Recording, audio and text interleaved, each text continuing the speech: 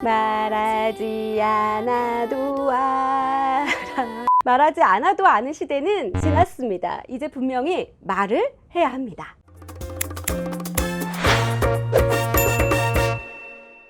안녕하세요. 마음을 가는 TV 마구TV 손정연입니다. 여러분 혹시 누군가에게 상처받은 적 있으세요? 그래요, 그때 그 나쁜 그렇다면 내가 상처를 준 경험은요? 이상하게도 상처를 받으신 분들은 많은데요, 상처를 줬다는 분은 많이 만나지 못했습니다. 분명 상처라고 하는 건 준 사람이 있어야지 받은 사람도 있는 건데요, 어떻게 된 일일까요? 그래서 준비했습니다. 마음의 위로가 되고 삶의 인사이트를 발견하는 마구 책방에서 오늘 준비한 책은요, 아주 긴 시간 동안 사랑받고 있는 스테디셀러죠. 독일의 심리치료사 베르벨 바르데츠키가 쓴 너는 나에게 상처 줄 수 없다입니다.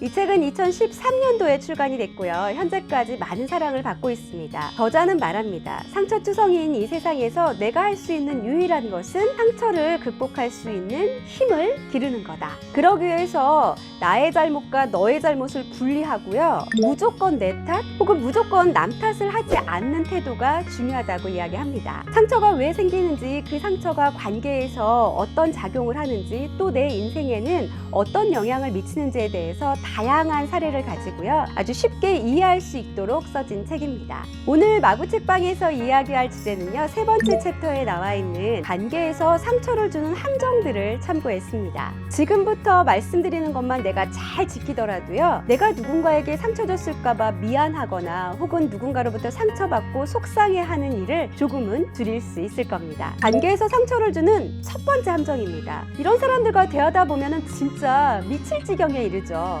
오늘 옷이 참 예쁘다 라고 했더니 평소에 별론가 봐 라고 하거나, 정말 웃는 모습이 예쁘세요 라고 했더니 그럼 웃지 않으면 못생겼다는 거네요 라고 하거나, 남편에게 흰 셔츠와 파란색 셔츠를 선물해 주고서 남편이 흰색 셔츠를 먼저 입어봤더니 파란색 셔츠는 마음에 안 드나 봐. 와, 진짜 미칠 것 같죠. 이게 뭐예요? 이중구속입니다. 마구TV에서도 한번 다뤘었어요. 조현병을 일으키는 악질 중 최악질의 대화다 라고 얘기를 했습니다. 이중구속은요, 무슨 얘기를 하더라도 상대방과 반대되거나 모순되게 대답을 하는 거죠. 그래서 듣고 있다 보면 왠지 내가 뭔가 잘못한 것 같은, 그래서 자기 검열을 자꾸 하게 만드는 그런 아주 좋지 않은 대화법입니다. 그러니까 어떻게 해요? 이제는 멈추어다오.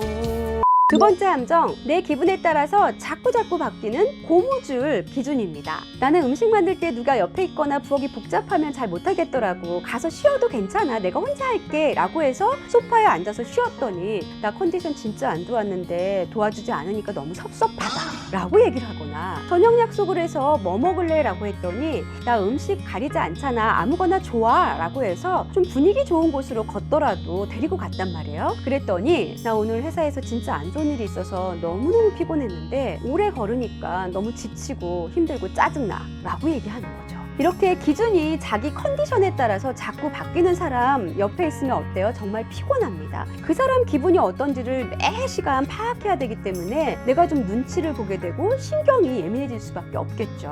그런데요, 사실 이 기준이 바뀌는 건 누구나 컨디션이 좋지 않으면 바뀔 수도 있습니다. 그리고 이 기준 바뀌는 게 상처를 직접적으로 주는 건 아니에요. 그럼 무엇이요? 바뀐 기준을 알려주지 않았으면서 당연히 알아차려야 되는 거 아니야? 라고 이야기하는 게 나쁘다라는 겁니다. 우리가 무슨 독심술가도 아니고요, 그쵸? 그렇게 말하는 사람 옆에 있으면 내가 상처받습니다. 그러니까 이제 멈추어다오.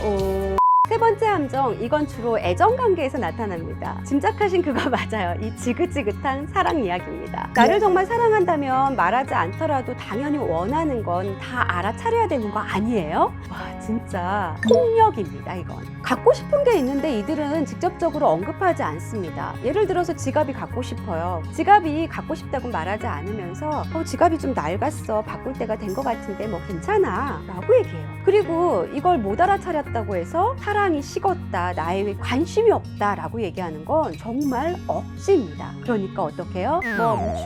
멈추어다오. 언어학자 소슈르는요, 우리가 사용하는 언어를 상호간의 규칙성과 또 상식선에서 이해할 수 있는 의미를 내포하고 있는 랑그와 개인의 감수성과 특수한 상황이 반영되어 있는 빠롤로 나뉘어서 설명을 했습니다. 쉽게 연인 사이에 말다툼을 했어요. 그리고 헤어져 라고 얘기합니다. 랑그식 언어라면요, 헤어지는 겁니다. 그런데 빠롤식 언어는요, 내가 너무 지금 힘들어, 나를 좀 위로해 주세요, 속상해요, 나를 좀 안아주세요 라고 이해해야 된다는 거예요. 정말로 언어학자나 심리학자가 아니고서는 이거 알아차리기 너무 힘들겠죠. 저는 이렇게 말씀드리고 싶습니다. 누군가에게 상처를 주고받는 빠롤식 표현보다는요, 우리 모두가 상식선에서 그 의미를 이해할 수 있는 랑그식 표현을 하는 게 상처를 덜 주고받을 수 있는 방법이 아닐까라고 말씀드리고 싶습니다.